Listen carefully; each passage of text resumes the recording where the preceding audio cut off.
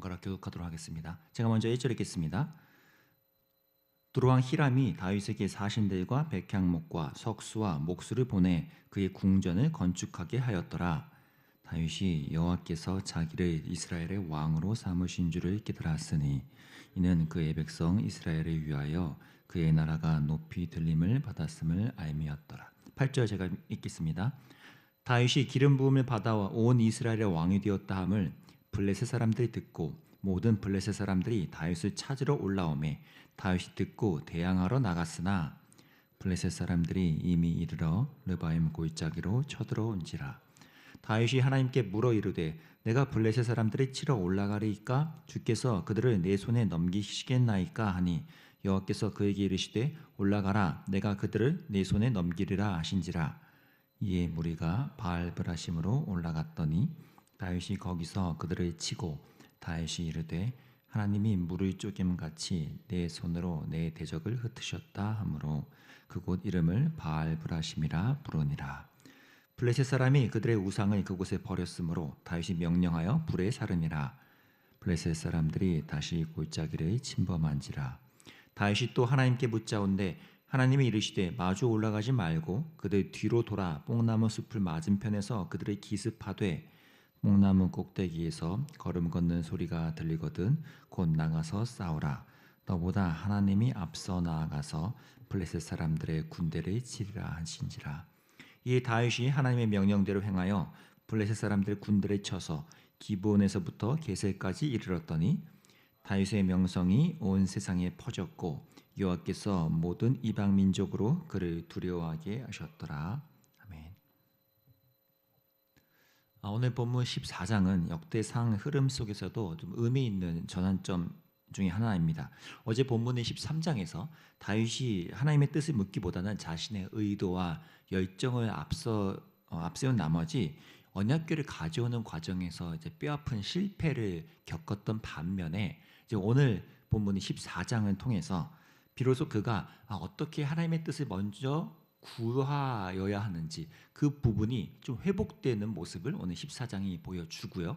그 다음에 다시 15장, 16장에는 13장에서 실패했던 바로 그 프로젝트, 언약궤를 가져온 그 프로젝트를 이번에는 다윗이 성공적으로 수행하는 것을 보여주면서 그로 인하여 하나님이 진짜 원하시는 예배의 회복, 또 공동체의 감격 이런 것들이 다시 나타나는 것을 보게 됩니다. 결국 이 14장의 전환점으로 해서 다윗이 실패했던 그 부분이 다시 회복되고 하나님의 뜻으로 나아가는 하나의 도약이 이루어진다고 우리가 볼 수 있는 거죠. 이렇게 좀 큰 측면으로 볼 때 이렇다면 오늘의 이 이야기를 똑같이 기록하고 있는 그 사무엘 하 5장과도 좀 비교해 봄직한데요.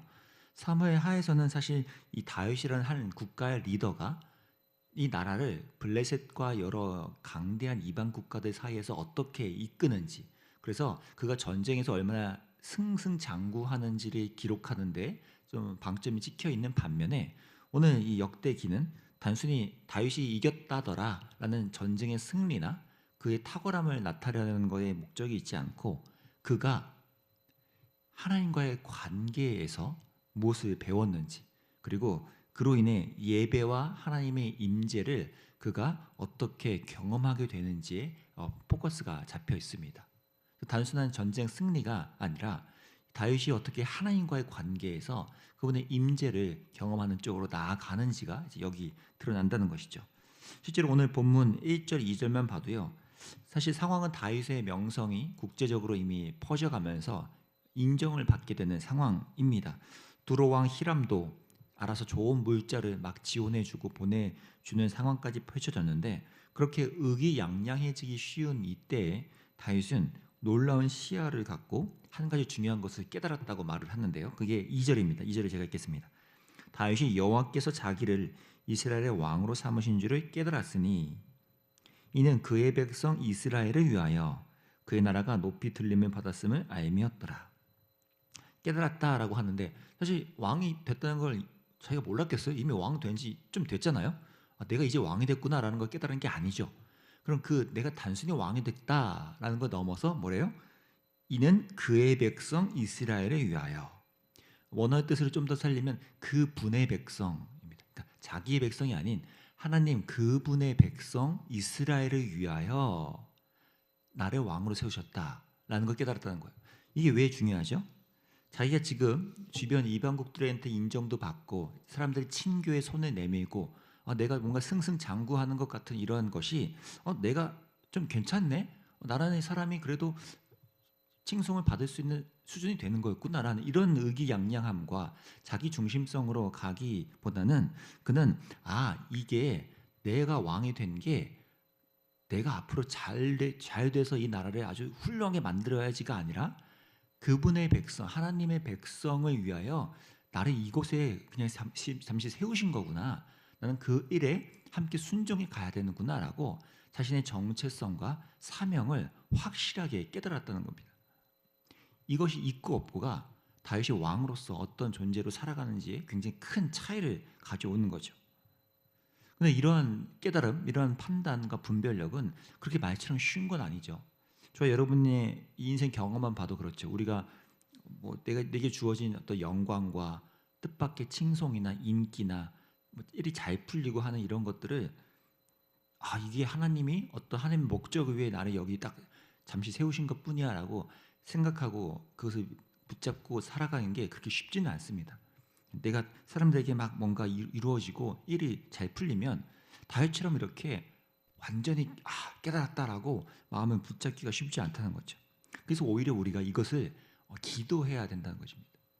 하나님, 제가 다윗처럼 이러한 모습으로 나아갈 때 내가 지금 왜 이 자리에서 이 일을 감당하게 됐는지, 이것이 하나님의 목적을 위해서 내가 이 자리에 서 있는 것뿐이라는 것을 기억할 수 있도록 도와달라고. 그것이 우리에게 되게 중요한 또 하나의 기도 제목입니다. 그것을 토대로 했을 때 다윗이 이제 오늘 중후반부에 나타나는 좋은 모습이 일어날 수 있기 때문이에요.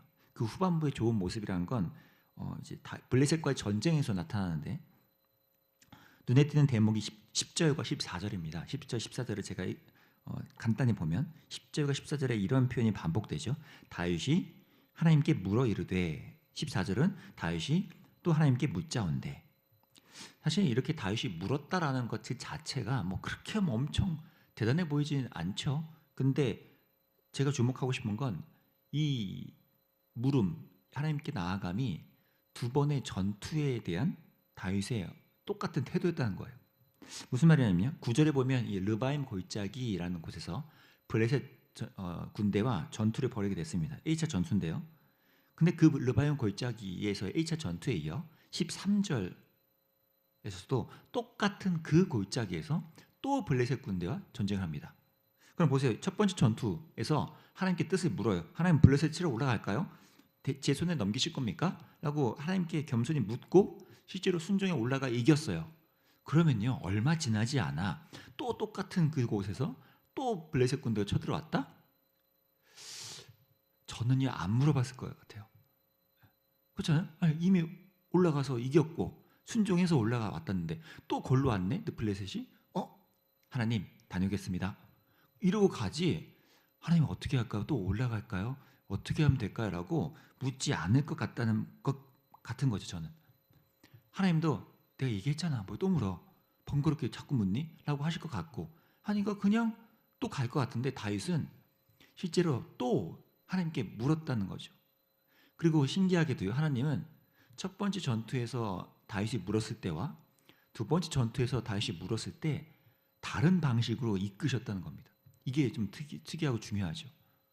첫 번째 전투에서는 그냥 곧바로 올라가라, 마주보고 올라가라 라고 해놓고는 두 번째 전투에서 다윗이 물었을 때는 마주보고 올라가지 말고 뒤로 돌아서 기습해라 라고 했다는 거예요. 똑같은 골짜기에 똑같은 블레셋 군대, 똑같은 싸움의 양상이지만 하나님은 하나님께 묻는 이 다윗에게 다른 방식으로 이끄심을 선보이셨다는 거죠.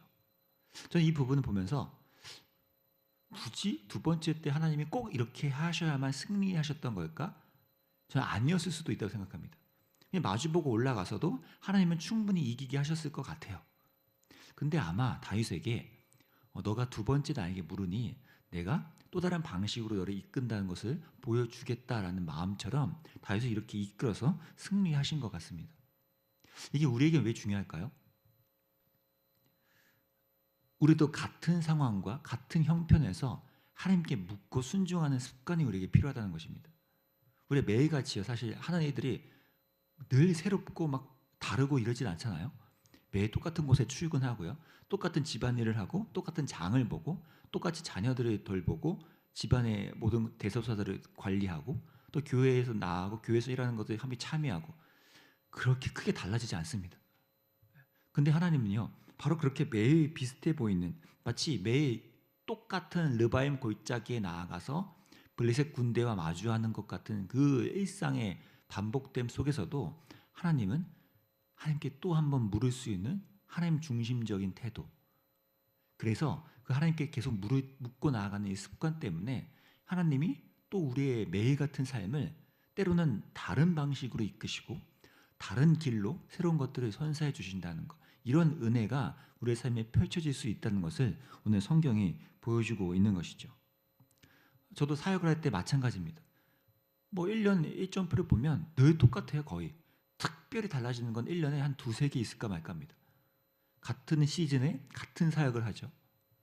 근데 제가 배운 바는 늘 하나님께 늘 다시 구하고 지혜를 구하고 뜻을 구하여야만 한다는 것을 뼈저리게 경험했습니다.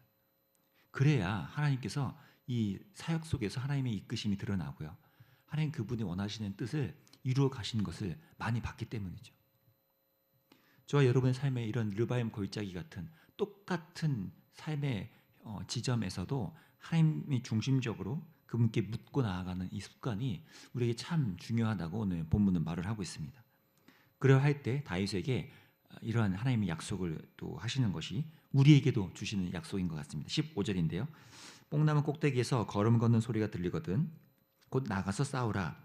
너보다 하나님이 앞서 나아가서 블레셋 사람들의 군대를 치리라 하신지라. 하나님 중심적으로 그 뜻과 그 이끄심을 묻고 생각할 줄 아는 것, 그렇게 하나님께 순종하고자 습관화될 때 어느덧 우리는 내 삶에 앞장서 가시는 하나님, 나는 그분께 순종하여 뒤따라가고 있는 나의 삶을 발견하게 될 것입니다. 하나님께 습관적으로 묻고 그 중심에 나를 두지 않고 하나님이 어떻게 하실 것 같은지, 이럴 때 하나님은 어떻게 하시길 원하실까라고 늘 물을 수 있는 이 습관이 오늘 저희에게 필요한 것 같습니다.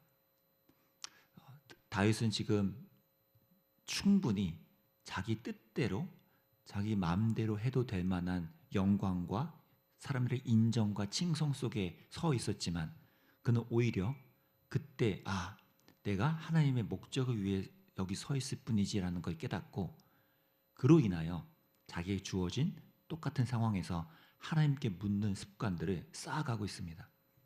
오늘 저와 여러분이 내가 왜 이곳에 서 있는지, 그 목적이 하나님의 뜻에 합한 것으로서, 그리고 그렇기 때문에 내가 하나님께 오늘 사소한 것도 그 뜻을 묻고, 하나님이라면 성경에서 말씀하시는 그 하나님은 이런 분이시니까 라고 우리가 묵상하고 생각하면서 하나님의 뜻을 구해가는 저와 여러분이 될 수 있기를 간절히 기도합니다. 기도하겠습니다. 하나님, 다윗은 스스로 판단하고 하나님께 묻지 않아도 될 만큼의 굉장한 위치였지만 오히려 자신의 위치가 하나님의 뜻을 위한 목적에 합한 서 있음이라는 것을 깨닫고 하나님께 묻는 습관을 쌓아갑니다. 하나님, 우리의 삶에도 매일 비슷한 르바임 골짜기에 올라가야 되고 마주하는 일들이 비슷해 보일지라도 하나님께 물을 수 있고, 하나님이라면 이것을 어떻게 하실지, 하나님이라면 내가 이것을 어떻게 하기를 원하실지를 계속 묻고 거기 순종하고자 하는 습관이 우리에게 장착되기를 간절히 소망합니다. 성령님께서 우리에게 그렇게 또 이끄시고 우리가 하나님의 앞세워가는, 그분께 순종해가는 그런 삶이 될 수 있도록 우리 삶을 형성해 주시기를 간절히 원합니다. 그렇게 다윗처럼 우리가 하나님의 마음에 합한 그런 사람으로 변해가기를 간절히 소망하며 예수님 이름으로 기도합니다. 아멘. 기도합시다. 하나님, 주님의 뜻을 앞세우고 주님께 물을 줄 알고 하나님이라면 이것을 어떻게 하길 원하실까라고 오늘의 매일 비슷한 일상 속에서도 주님의 뜻을 구하는 우리가 되기를 원한다고 기도하면 좋겠고요.